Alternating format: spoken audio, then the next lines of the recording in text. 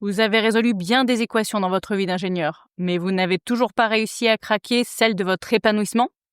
Bienvenue sur l'Ingépanoui. Ici, on donne la parole à des ingénieurs qui ont relevé les manches de leur costume cravate ou de leur sweat à capuche pour trouver leur propre étincelle. Pas de superstar, pas de gourou, juste des conversations conviviales avec des gens comme vous et moi. Mon objectif, vous donner des idées pour vous aussi faire pétiller votre vie.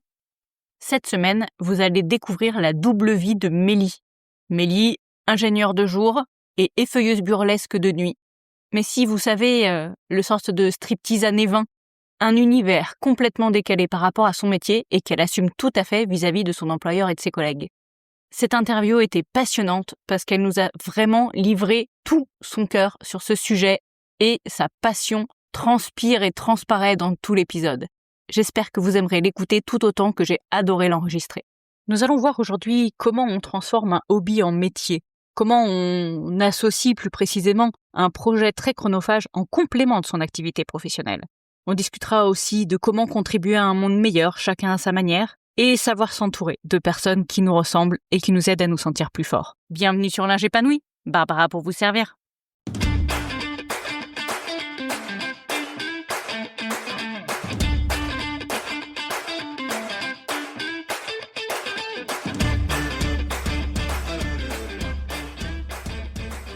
Bonjour Mélie. Bonjour, Bienvenue, merci beaucoup de me recevoir chez toi. avec plaisir. Bienvenue chez moi, c'est vrai.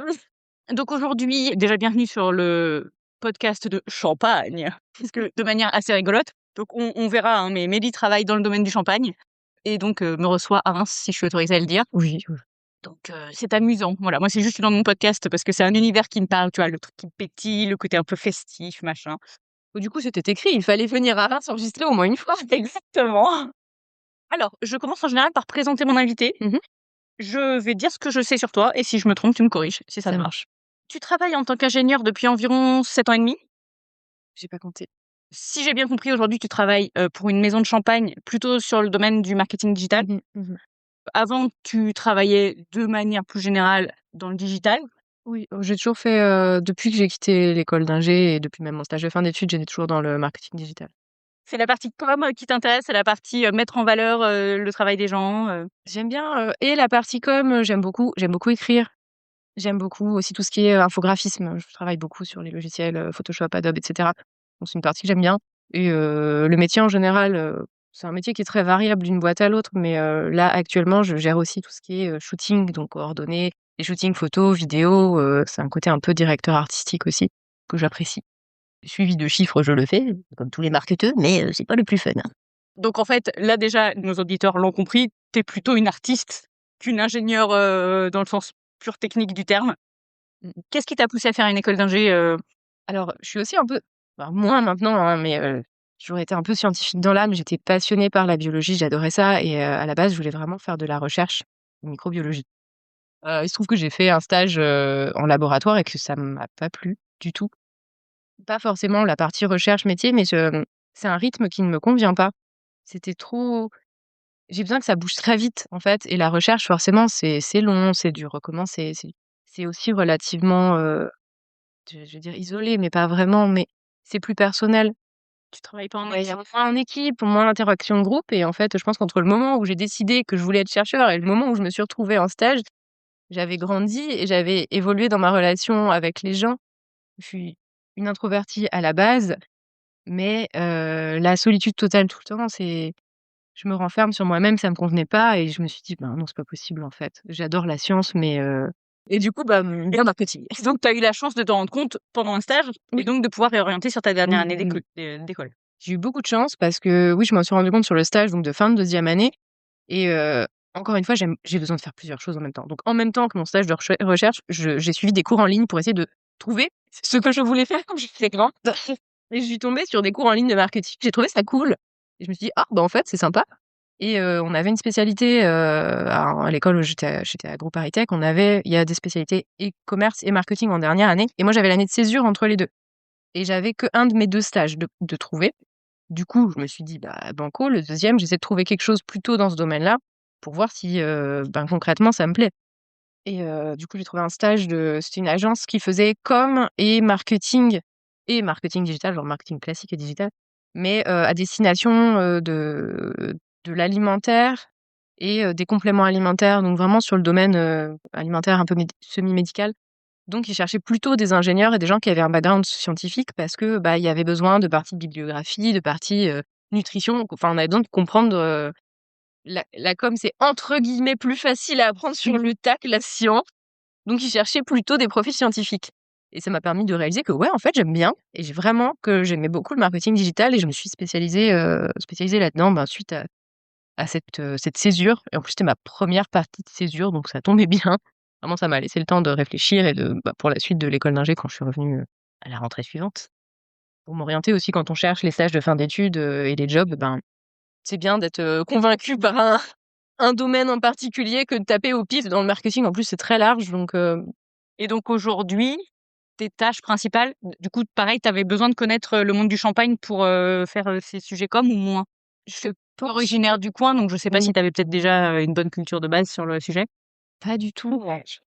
Vraiment, c'est un peu la honte. Je pense que de tous mes collègues qui sont tous plus ou moins du coin à la base, je suis la seule à n'avoir jamais fait les vendanges de ma vie. Voilà, moi, ma maman, elle était instite et mon papa commercial chez la vache qui rit. Donc, pas du tout dans le domaine du champagne à la base. Après, c'est ma région et j'avais très envie de revenir et j'avais envie de revenir chez moi. Pour moi, la Champagne, c'est chez moi. Ça a toujours été chez moi et je me suis jamais sentie à ma place en région parisienne. Vraiment, je voulais revenir, mais je m'y connaissais pas particulièrement en Champagne. Après, encore une fois, j'ai des bases de scientifique, donc je comprends à peu près ce que je raconte. C'est déjà ça. Et j'étais en électroménager avant, mais quand même dans l'électroménager plus luxe. Et du coup, finalement, il y a beaucoup de sujets qui se recoupent. La cible de clientèle est entre guillemets «assez proche». La communication luxe premium, elle reste la même si les sujets sont différents. Donc mais du coup, non, j'avais pas forcément de connaissances de champagne à la base, enfin vraiment basique, quoi.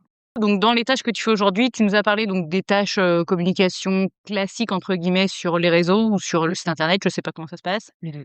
Et après la partie shooting, donc organisation des shootings, c'est ça? Ouais, c'est ça. Donc c'est aussi le brainstorming autour de la DA ou pas spécialement? Oui, oui, oui. On fait plus en groupe parce que c'est ligne directrice pour la marque en général, hein. Mais ouais, moi, mes tâches au quotidien, ça va être de gérer les réseaux sociaux, donc de gérer le calendrier éditorial en général, de rédiger les contenus, le blabla qui va avec les posts, hein, et de choisir les photos et de choisir quelle thématique. Là, en ce moment, par exemple, on est en plein dedans, on est en début d'année, on choisit les thématiques à l'année, on les valide tous ensemble en équipe. Après, je coordonne les shootings. Et comme on shoot quasiment toujours avec la même agence, c'est devenu naturel que je récupère les shootings, même ceux qui sont plus transverses et pas forcément digitaux, parce que déjà, on est une petite maison, donc on n'a pas forcément des budgets énormes. Donc ça nous permet de faire des choses qui sont mutualisées et on sait que ça va servir à tout le monde. Et c'est plus simple quand c'est une même personne qui gère une même agence. Donc, puis on n'est pas très nombreux aussi. Ouais, du coup ça oblige à être un peu Voilà, multicasquette. ça oblige, ouais. Là, les gens qui nous écoutent nous disent: «Mais ça a l'air très intéressant de bosser dans une maison de champagne, mais pourquoi, Mélie, est-elle interviewée aujourd'hui? Quelle est, ta passion?» Et si j'ai bien compris, même si tu fais 50 000 trucs, mais c'est un sujet qui te tient le plus à cœur en ce moment. Est-ce que tu peux nous en parler? Oui, alors moi j'aime bien dire que j'ai une double vie parce que c'est plus qu'une passion, c'est vraiment un deuxième métier, hein, soyons honnêtes. Je divise ma vie en 2 morceaux. Le jour, je suis marketeuse et la nuit et le week-end, je suis effeuilleuse burlesque. Et qu'est-ce que l'effeuillage burlesque? Voilà. Alors moi je sais, mais pour nos auditeurs, tous ne connaissent peut-être pas. Je te laisse faire ta présentation habituelle parce que j'imagine que c'est un speech que tu as l'habitude de dérouler. Oui, on a l'habitude. Mais même déjà en début de spectacle parce que parfois les gens viennent au spectacle et ne savent pas. C'est bien d'être prévenu avant. Ça sert à rien d'être prévenu au début, au moins du spectacle. L'effeuillage burlesque, nous on aime bien dire que c'est la grand-mère du striptease. Parce que, c'est un art qui trouve ses racines, surtout dans les années 20. On est sur de la showgirl, on est sur un art de la scène où on va effectivement enlever nos vêtements, faut le dire. Mais, pour accompagner soit une histoire ou pas forcément, mais en tout cas, le cœur du sujet, c'est la partie tease du striptease. C'est donc de teaser, je ne le dis jamais en français, faire languir son public pour, faire apercevoir, une main, une fesse, pourquoi pas un sein, soyons fous. L'effeuillage burlesque, c'est quelque chose qui était très populaire dans les années 20 avec les danseuses exotiques, notamment à Paris, tout ce qui est c'était plus revu à l'époque. Ça a perdu de sa superbe, quand le cinéma en fait, a pris en ampleur et c'est revenu cinquantaine, soixantaine d'années. Ça a été remis en lumière par des artistes américaines, notamment Tita Vantis ou Keaton Deville. Et ça prend de plus en plus ces dernières années, de plus en plus d'ampleur. Je pense parce qu'on est dans une société où on a envie de parler de liberté d'expression, de liberté du corps, et c'est un art qui est quand même foncièrement féministe, foncièrement politique, foncièrement LGBT. Et voilà, on est dans une ambiance où on a envie de manifester ça sur scène. Donc c'est quelque chose qui redevient très populaire. On a des festivals qui fleurissent partout en Europe. Et t'es tombée dedans à quelle époque à peu près? Et comment surtout? En fait, moi, ça fait pas si longtemps que ça fait 2 ans et demi à peu près. Quand je suis revenue sur Reims, j'avais envie de reprendre des activités que j'avais pas pu faire depuis longtemps, notamment la danse, le chant. Et j'avais toujours eu envie de tester du cabaret, du burlesque, de l'effeuillage. C'était un univers qui me parlait et que j'avais envie d'essayer. Donc j'ai tenté un cours et ça a été coup de foudre pour la discipline et coup de foudre amical pour les profs aussi qui sont dans le jargon, on dit les mamans burlesques. C'est nos mentors, en fait, finalement, qui nous apprennent la discipline. Donc ça a commencé comme ça. Et donc maintenant, tu te produis régulièrement sur scène, donc de ce que j'ai compris en France, mais aussi à l'international. Mmh. C'est quoi? C'est plutôt des soirées, c'est des festivals, il y a un peu de tout? Il y a un peu de tout, il y a un peu de tout. À l'international, c'est surtout des festivals parce que, encore une fois, je reste dans des artistes, qu'on appelle les newcomers. Ça fait pas très longtemps que j'en fais, donc je suis pas encore très connue. Mais du coup, ouais, les festivals, en fait, on a un système de casting, hein. On envoie des vidéos, on est cassé ou pas et on fait, petit tour d'Europe, c'est sympa. Et en local ou en Europe plus proche, on va dire Europe voiturable, on peut être booké, pour ou des événements privés, plutôt en local, ou des soirées, des gens qui organisent, des spectacles burlesques et qui vont chercher des performeuses, ou des performeurs qui connaissent, qu'ils ont vu et cetera, notamment en festival. Festival, c'est vraiment le réseautage du burlesque. C'est ça, ouais, le festival, c'est se montrer, se faire connaître et puis Mmh. après, les personnes savent que si elles ont un besoin ponctuel, elles peuvent, vous Oui, contacter. exactement. OK. Après, on démarche aussi, c'est un travail, de je pense tout artiste, tout performeur de scène de démarcher, les salles, les producteurs qui font des shows, où on peut s'intégrer. Enfin, Mmh. c'est un peu un mélange des 2. Et vous faites des événements pour les entreprises, par exemple, ou c'est pas vraiment encore dans les normes? Ça arrive, si, c'est pas ce qu'on fait le plus souvent, mais ça arrive en soirée privée, alors plus en local avec la troupe, mais des fois on nous demande éventuellement de rester en soutien-gorge. Et des événements privés, typiquement des anniversaires, des mariages. Alors mariage, je sais pas vraiment si ça peut se faire, mais pourquoi pas? Je pense que sur de la danse de l'éventail, par exemple, qui est moins effeuillée, oui. Après, je ne sais pas. Enfin, moi, j'ai jamais fait de mariage, en tout cas. Je Bien. ne sais pas. Je sais que ça se fait sur de la danse orientale, sur du burlesque, je ne sais pas. Mais des événements privés, ça peut être des EVJF, où on peut aussi animer des cours en plus sur les EVJF, c'est Les sympa. bonus. On a fait par exemple une soirée du club des seniors d'un village qui, je cite, en avait marre du bal musette et aimerait bien s'amuser un peu. Ah! Voilà. Par exemple, on a fait des fêtes, ouais, comme ça, des fêtes de ville ou de village, ça peut arriver, ou des événements. On a fait également un événement pour un club de handball, je crois. Donc vraiment soirée dîner-spectacle. D'accord. Ah ouais, Ça donc s'y en prête plus, assez. vous déambulez, Mmh.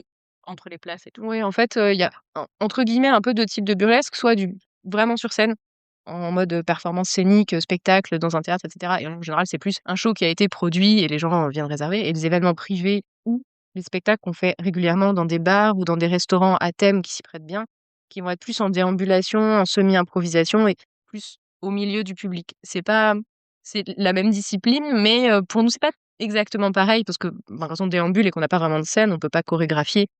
Donc c'est une mécanique un peu différente, mais qui est sympa aussi. C'est rigolo, ça se raccroche du coup, je t'en parlais juste avant, à la personne qui est magicienne, qui s'appelle Florian, que j'ai interviewé, qui lui se sentait pas de faire de la magie sur scène et qui a donc commencé par faire des déambulations, donc pareil, animation en soirée et cetera. Et là, son prochain challenge, c'est de faire un vrai spectacle sur scène, donc plus chorégraphié, donc mis en scène, pour un magicien. Donc c'est très rigolo que ce soit la même problématique, qui apparaisse. Moi, j'ai quand même une petite question pratico-pratique. Comment ça se passe quand tu déambules dans un club de handball? Je me dis que tous les hommes ne sont peut-être pas très bien élevés ou ne savent pas forcément se tenir à partir d'une certaine heure.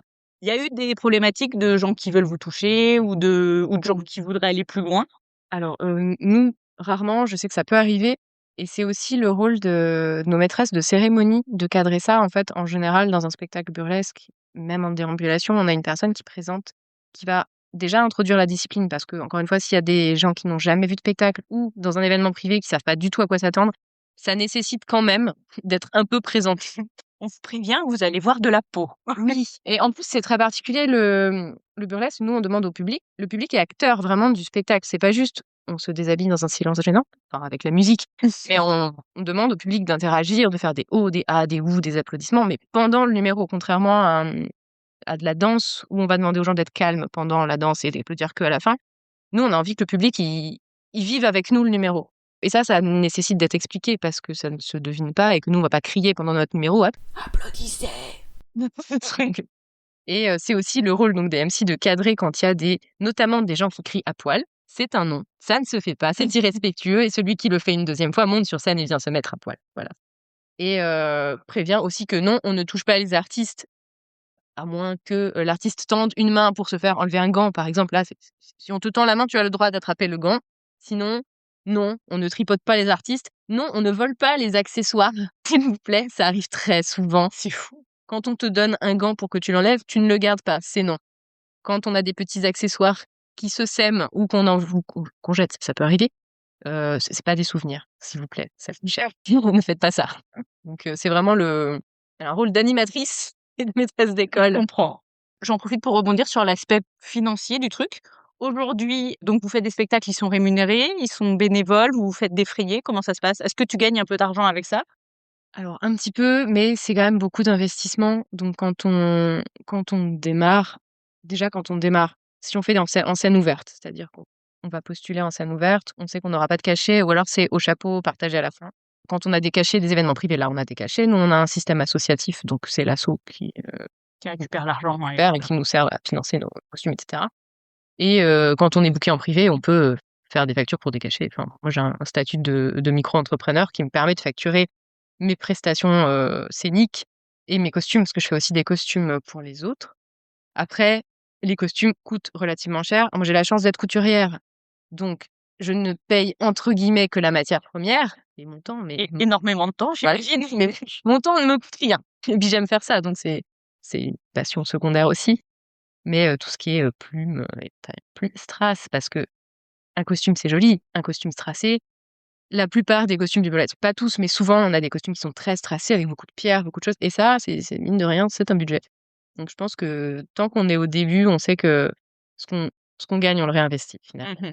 Après, c'est dur de vivre complètement ça, comme généralement des prestations artistiques, scéniques, hein. Mais souvent, les effeuilleuses burlesques qui sont intermittentes du spectacle et qui vivent de leur art, généralement, elles font aussi d'autres disciplines type, théâtre, danse, potentiellement striptease en club aussi. En général, il y a un éventail de compétences qui va avec. Vivre avec que du burlesque, il y a que, quelques performeuses très, très connues qui peuvent le faire. C'est pas OK, donc c'est pas c'est pour pas l'argent, quoi. c'est ça, c'est pas pour l'argent. Donc c'est pas ton objectif de vie de demain devenir, danseuse burlesque à temps plein, ou peut-être en donnant des cours ou non, c'est pas À temps plein, non. Mon objectif, ce serait peut-être de passer à 4 jours par semaine sur le boulot civil et d'avoir une journée de plus pour l'artistique parce que, bah, là, en fait, c'est surtout mes jours de congé qui tombent dans l'artistique, donc c'est fatigant. Mmh. Et pas se leurrer, hein, on vieillit. À un moment, faudra équilibrer ça. J'aimerais en arriver à cet équilibre-là. Après à plein temps, c'est pas puis ça demanderait aussi énormément, de déplacements parce qu'à plein temps sur Reims, c'est pas vraiment possible et bah, j'ai quand même vie de famille, et mon conjoint, mes petits chiens, ma maison. Pas forcément envie d'être en partance tout le temps. La vie de tournée, c'est quand même quelque chose qui est très fatigant, très compliqué, même émotionnellement et à moins d'acheter un camping-car et de partir tous ensemble, ça peut être un peu compliqué. J'entends. Ton conjoint, qu'est-ce qu'il en pense? Est-ce que quand tu l'as rencontré, tu faisais déjà de l'effeuillage burlesque ou pas encore? Comment ça s'est passé tout ça? C'est une longue histoire. On se connaît depuis, j'ai oublié de compter, plus de 18 ans, je pense. Parce qu'en fait, on est des amis quasiment d'enfance, enfin d'adolescence. On s'est rencontrés sur un site de dessin, il y a fort, fort longtemps. J'avais genre 17 ans, il y en avait un et on dessinait tous les 2. On s'est connus par le dessin, quelques années. On est sortis ensemble une première fois quand j'avais 18 ans avec Pain et des bananes. On est sortis plus ou moins 1 an ensemble, puis on s'est séparés, mais on est restés amis depuis et on s'est, retrouvés à peu près quand je suis revenue sur Reims, donc ça fait 3 ans. Donc Il revenait du Canada. Il passait en France, je lui ai dit: «Passe chez moi». Il est passé chez moi, il n'est jamais reparti et j'étais encore en région parisienne à l'époque, donc nous avons déménagé ensemble à Reims parce que quitte à déménager, mais il m'a dit: «Bah, de toute façon, ses affaires étaient encore à Montréal», donc il m'a suivi dans mon périple vers Reims et bah, c'est à peu près à ce moment-là que j'ai commencé le burlesque, donc on se connaissait avant et après j'ai commencé le burlesque et bah, pour la petite histoire, quand j'ai commencé, j'ai pris des cours et je suis devenue pour, l'équipe ce qu'on appelle stage kitten dans le milieu, c'est, régisseur plateau. C'est globalement celui ou celle qui va installer les accessoires, potentiellement les éléments de décor et ramasser les vêtements et les mêmes accessoires et éléments de décor. Et il se trouve qu'une fois, j'étais en retard. J'avais un cours de danse avant, mais lui était déjà là et comme, ben, de visu, mes mamans burlesques le connaissaient, elles lui ont dit: «Tiens, ta copine elle est en retard, viens donc ramasser». Et il se trouve qu'il est efficace au ramassage et au portage. Donc il est revenu plusieurs fois, pour faire stage kitten avec moi et quand j'ai commencé à avoir des numéros solo et donc à ne plus pouvoir faire, bah, l'assistanat de scène, c'est devenu notre stage kitten, de troupe. Donc je l'ai ramené petit à petit. Puis à force d'être tout le temps sur scène, bah, il est en train de commencer à préparer des numéros parce qu'à un moment, on a envie. Donc bah, il est avec moi, presque tout le temps. J'ai la chance qu'il vienne avec moi même quand je tourne en festival et on part quasiment toujours ensemble et c'est sympa et tellement que les gens le connaissent, en fait, les gens le reconnaissent quand il arrive, et c'est normal qu'il soit là. Personne ne s'étonne qu'il soit là et limite on lui demande pourquoi il est pas en loge avec nous. Donc ça, c'est chouette de partager ça avec lui. Et du coup, c'est fréquent qu'il y ait des conjoints qui participent ou même des hommes sur scène, en fait? Alors des hommes, c'est pas la majorité, mais on en a. Des conjoints, c'est relativement fréquent. En tout cas qui accompagnent. On est quelques-unes, au festival où on recroise toujours les conjoints de nos petites camarades parce que, ben, c'est l'occasion de voyager ensemble, donc mais c'est pas systématique. J'imagine que ton conjoint et toi, vous avez peut-être les mêmes valeurs, donc ça pose pas de problème. Peut-être que dans certains couples, ça peut être quand même un sujet de tension parce que savoir que sa femme se désamie sur scène, c'est peut-être pas simple pour tout le monde. J'ai envie de dire que si c'est un sujet de tension, il faut changer de conjoint. Je suis navrée, mais enfin, on peut pas on peut pas vraiment enfin, vouloir être performeuse burlesque et quand on rentre, avoir quelqu'un qui nous reproche d'enlever des vêtements. Ça, c'est pas possible. Je vois pas comment c'est gérable. Enfin, je pense qu'émotionnellement, c'est dur. C'est comme la scène, émotionnellement, c'est dur. Ça on balance parce que oui, on enlève nos vêtements, mais c'est finalement assez accessoire. C'est le prétexte de la discipline. Mais nous, on balance des heures de création de numéros, de création de costumes, de direction artistique, de montage vidéo, de montage, musicaux. C'est pas forcément nos domaines non plus à la base. Quand on présente un numéro sur scène, on crache notre âme au public. Donc c'est vraiment quelque chose, c'est fatigant physiquement parce que ça reste relativement proche de la danse, mais émotionnellement, c'est un gros pic d'adrénaline, c'est un gros pic de je balance toutes mes émotions et je vis avec le public et je veux l'emmener avec moi, avec dans ces émotions-là et c'est souvent que des performeuses qui sortent de scène se mettent à pleurer. Ça peut arriver, assez régulièrement parce qu'on a vraiment des variations émotionnelles qui sont très fortes et je pense que rentrer à la maison et avoir quelqu'un qui le reprocherait, à vivre, c'est super dur. Est-ce que tu penses que ta vie serait gérable sans les feuillages? Ben, je dirais, mais bon, après j'ai toujours été, un peu artiste. Je couds beaucoup, j'ai dessiné beaucoup, j'ai fait beaucoup de danse, mais j'ai toujours aimé la scène, enfin, vraiment ça m'a toujours appelée et de pouvoir en vivre ce rêve de scène que j'ai toujours eu, c'est vraiment une réalisation dont j'aurais pas envie de me passer. Mais, je ferais plus de danse et de couture et moins de scène, j'imagine, si je n'avais pas le burlesque dans ma vie, mais c'est quelque chose que tu ne sais pas que ça te manque, mais ça te manque. C'est ça. Est-ce que tu aurais peut-être un conseil pour les personnes qui aujourd'hui sont dans une vie un peu plan-plan, où ils s'emmerdent, où ils savent pas trop, dans quelle direction aller? Bah, lancez-vous sur, des activités différentes, même si, des choses dont on a, toujours rêvé, toujours envie d'essayer, que ce soit, pas forcément du cabaret, ça peut être, je sais pas, de la peinture, du lindy hop, je ne sais pas, de l'escalade, peu importe. Des fois, c'est dur de le plus dur, c'est de se lancer, en fait, dans toutes les disciplines. Après, il y en a des plus ou moins, exigeantes en termes de technique, de physique et cetera. Mais, le plus dur, c'est toujours de faire le premier pas une fois qu'on est lancé. Bah, si ça nous plaît pas, on arrête, c'est tout. Mais on n'est pas à l'abri d'avoir une révélation, de se trouver quelque chose dans lequel on s'épanouit vraiment. Je trouve que ça complète bien, ça peut bien compléter la vie, civile au travail, quoi. Même quand on aime bien, moi j'aime beaucoup mon travail, mais d'avoir 2 travaux, ça se dit comme ça? Non, c'est bizarre. C'est pas possible d'avoir 2 travail, c'est pour ça que ça se dit Bah pas. oui, 2 jobs différents. Merci la langue française. Le fait d'avoir 2 jobs différents, ça permet aussi de nourrir son âme de manière plus complète, je trouve.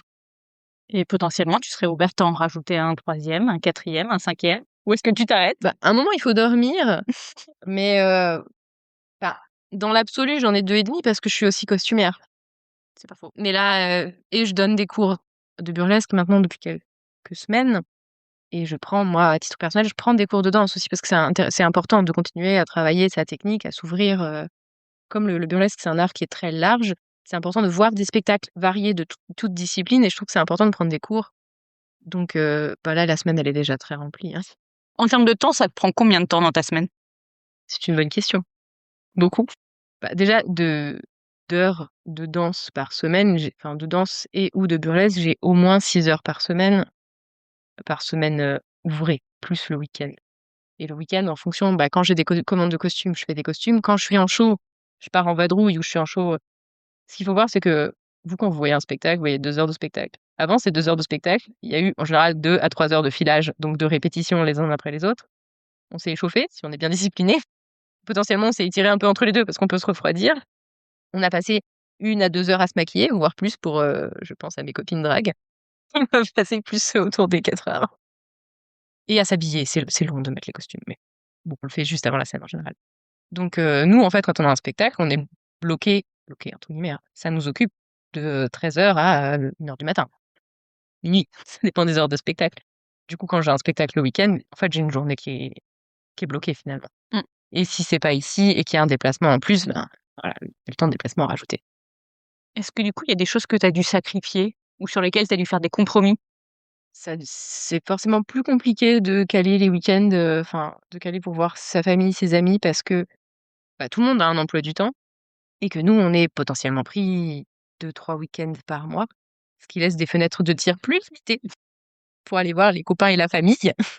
Donc des fois, il faut faire une gymnastique d'emploi du temps qui n'est pas forcément agréable et surtout, ben, quand on aimerait bien avoir un week-end de repos, le compromis, c'est repos ou voir des gens qu'on n'a pas vus. En général, on sacrifie le dodo. Aujourd'hui, quand tu es sur la scène, qu'est-ce que tu ressens comme émotion? Est-ce que tu saurais décrire ça avec des mots? Une transe artistique. OK. Ça dépend en fait, ça dépend aussi du numéro. Moi, dans mes numéros, j'aime bien raconter une histoire. Donc je me présente, vintagement comme la troubadour burlesque. Mais je suis pas la seule, hein, à faire ça, mais j'aime bien être dans les thématiques contes et histoires et il y a souvent un fil conducteur en d'histoire grosso modo, c'est pas forcément un truc très compliqué, hein, on est sur 4 minutes de numéro et l'émotion va aller avec finalement. Quand c'est un numéro qui est un peu fun, un peu sympa, on est sur une émotion de plus de joie et j'ai un numéro qui est un peu plus dark où, j je pourrais pleurer presque. Je fais pas forcément systématiquement, donc du coup, l'émotion va dépendre de celle qu'on a envie de véhiculer avec son numéro et après c'est assez indescriptible. Moi, je me sens complète quand je suis sur scène et ce qui est beau avec le burlesque, c'est que le public vient avec nous et du coup, on peut ressentir ce qui fonctionne et il y a certains costumes, certains éléments, des chorégraphies qui ont un effet un peu waouh, où on sent tout le public qui vient avec nous et genre j'aime bien avoir des changements d'émotions sur mes numéros et par exemple, j'en ai un qui est sur une musique presque enfin, assez classique, un peu valse au début. C'est un numéro de Chaperon Rouge qui, en fait, est le loup et quand il y a un changement d'ambiance, on passe sur un truc très rock et on sent la salle qui était ultra calme au début et d'un coup, les gens, ça gronde dans la salle et c'est, ouais, c'est pour moi, ça, c'est la transe artistique. Quand ça gronde dans la salle, c'est le: «Waouh, yes, ça, c'est ça que je voulais!» Et dans ta vie au quotidien, est-ce que tu as l'impression que tes émotions ont changé? Que ton ressenti de la vie a changé maintenant que tu as ce nouvel équilibre?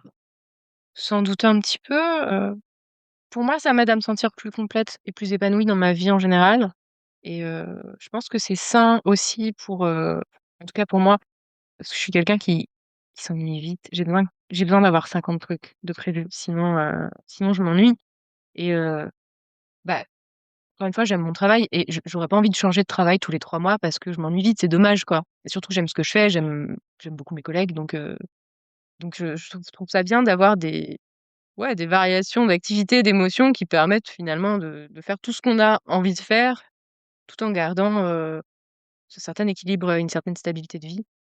Et tu penses que tes proches ont ressenti un changement quand tu t'es mis sérieusement au burlesque, dans ta personnalité, dans Je sais pas, j'ai toujours une personnalité, fantasque. Je pense que ça n'a étonné personne dans le fond. est-ce que tu as eu l'impression de prendre un risque en te lançant dans le burlesque? Déjà, est-ce que tu en as parlé à ton employeur? Est-ce que tes collègues sont au courant? Et est-ce que tu es à l'aise avec ça? Oui, alors moi je suis partie du principe que c'est effectivement assez particulier comme discipline, mais pour moi, si tu en fais un secret, ça devient forcément une rumeur. Parce que je performe dans la même ville que celle où je travaille. Donc, fatalement, à un moment donné, quelqu'un va voir quelque chose. Ça. Je vais le faire dans un feutré total, c'est impossible.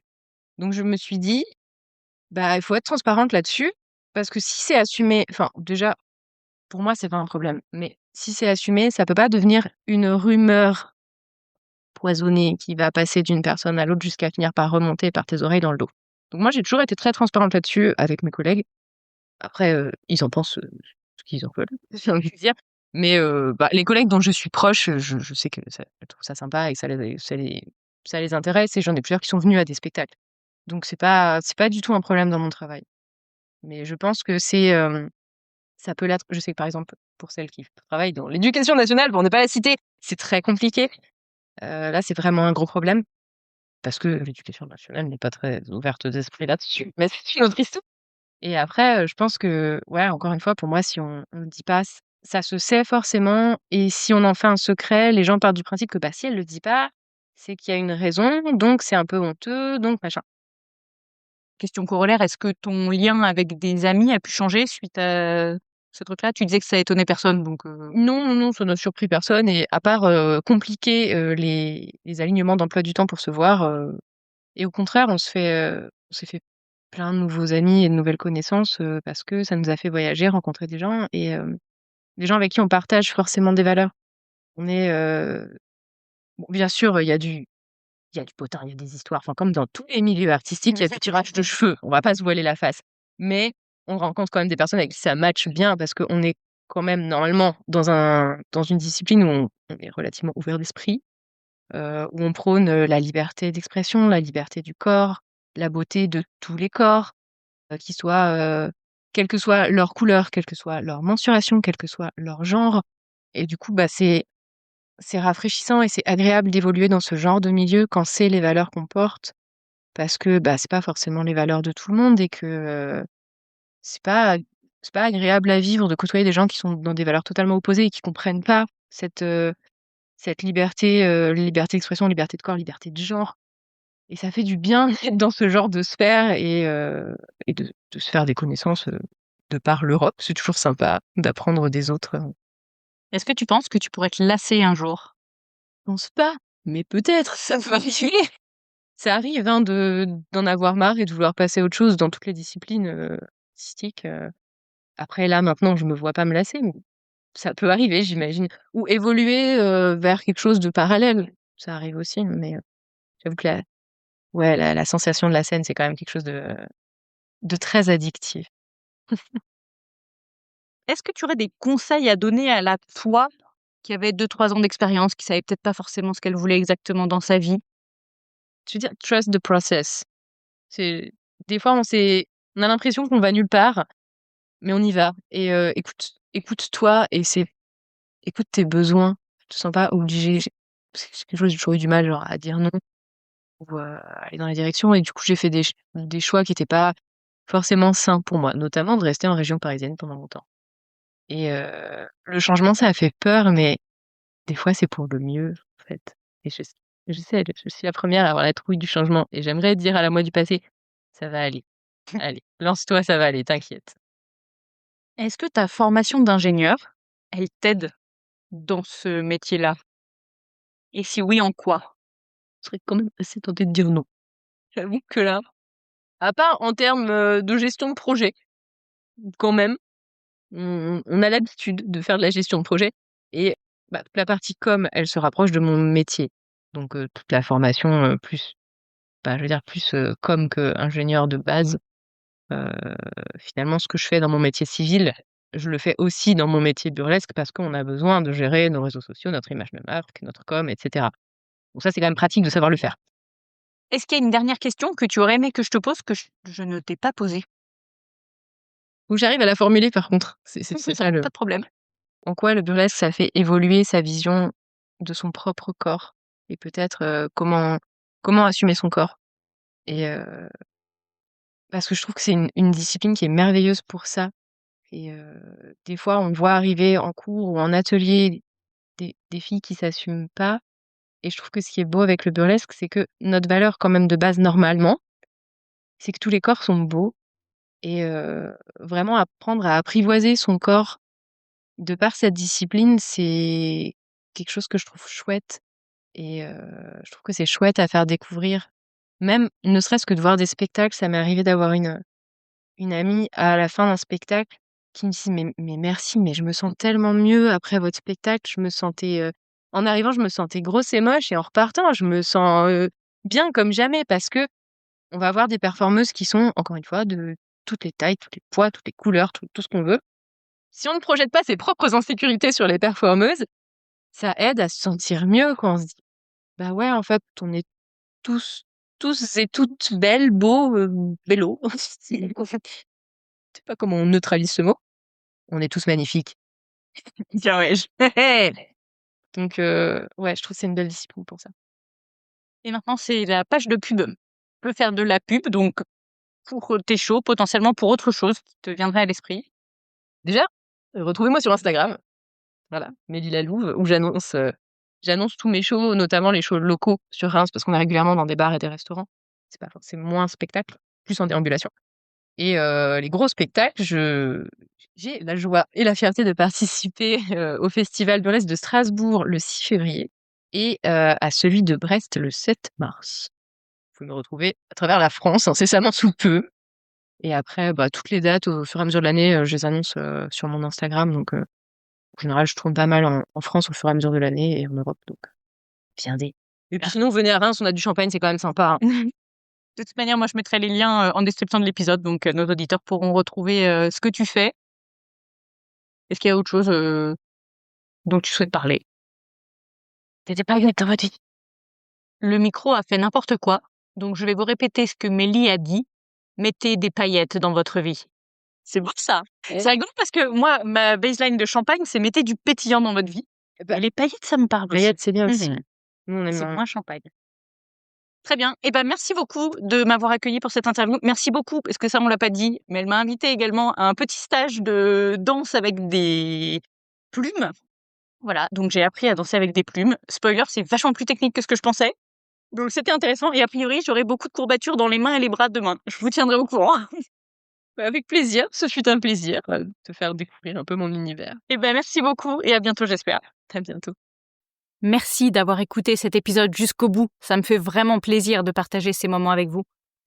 Je suis Barbara, ingénieure depuis 15 ans et hôte de ce podcast, Linge épanoui. Mon rêve un peu fou, que tout le monde sur cette planète soit sincèrement épanoui. Alors je commence par là où je peux aider, les ingénieurs. Parce que oui, on mérite nous aussi de remettre du pétillant dans notre vie, de sortir du train-train et de se rappeler que la vie est belle et pleine de possibilités.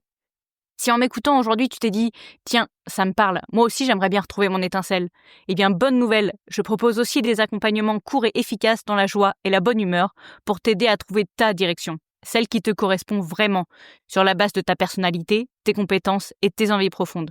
Du concret autant que de l'inspirant. Tu sauras ensuite où aller et comment t'orienter sans crainte de te planter. Toutes les infos en description. Allez, je vous laisse reprendre votre journée remplie d'énergie à distribuer autour de vous. À très bientôt pour un nouvel épisode de Linge épanoui.